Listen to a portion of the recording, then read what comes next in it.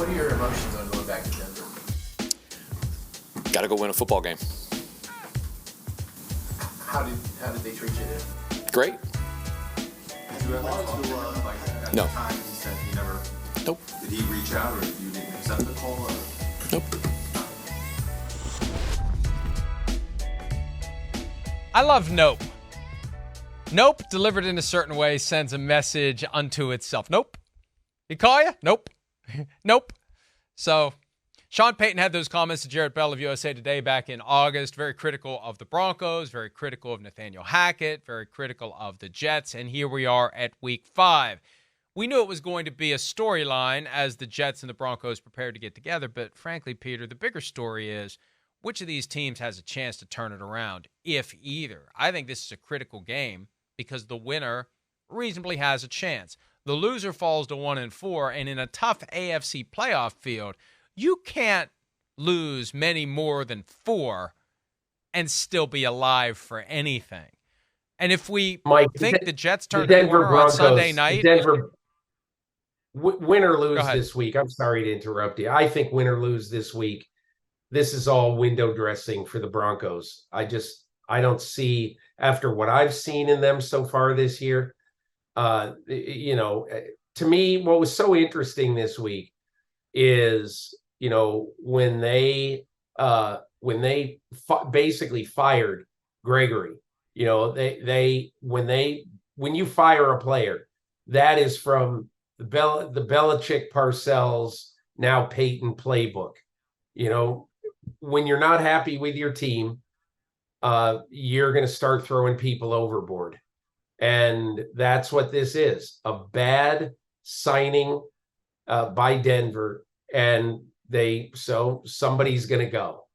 And at some point, you are what you are. And the Denver Broncos are allowing whatever it is, 37 points a game. They won against Chicago. Hooray. All that. But I look at the Denver Broncos, and to me, a win over the Jets would just feel like a reprieve from the warden. Honestly, it's not anything that's going to be season changing. 4 days later, you're going to play the Chiefs. Do you seriously think that the Broncos have a chance going into Kansas City to get to 3-3 or whatever they would be? I don't. And again, look, I'm not trying to be Joe negative, but Denver has got to build a defense, and that building job is going to be throughout this coming off season, not now. Okay, so win or lose, the Broncos are done. And I can't say I disagree with that. I'm just trying to sell the game a little bit. For the Jets, If we believe they turned a corner on Sunday night, and I think they did, it's wasted. It's worthless. It's meaningless if they don't win this game. I think this game is far more important for the Jets because unless what happened against the Chiefs after they fell behind 17-0 was just some sort of a fluke, some sort of a weird development, some sort of a meaningless aberration, the Jets should be able to parlay this into a win.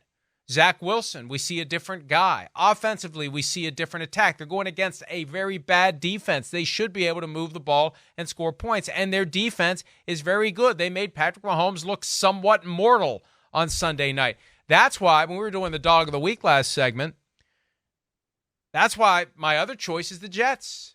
They're favored, they're getting 2.5 points from the Broncos. I don't get it, because if we believe what we saw on Sunday night, the Jets should be able to win this game. And if they don't, they are done, because their schedule continues to be very difficult. This is a game they have to win. And if they can win this game, when you look at how sluggish the Eagles have been, that's their next opponent. Maybe they got a chance to steal one from the Eagles. Somebody's eventually going to steal one from the Eagles, the way the Eagles are kind of lollygagging their way through this early season schedule. So I just think this means so much more for the Jets. It is critical for the Jets to win this game. I agree with you. For the Broncos, window dressing. For the Jets, if they're ever going to be competitive, and you got Aaron Rodgers still talking openly about playing again this year, regular season potentially, you got to have reason for him to come back and play. And if they lose this one, there isn't going to be a reason for him to come back and play in December, January, whatever it is that he's cleared to return.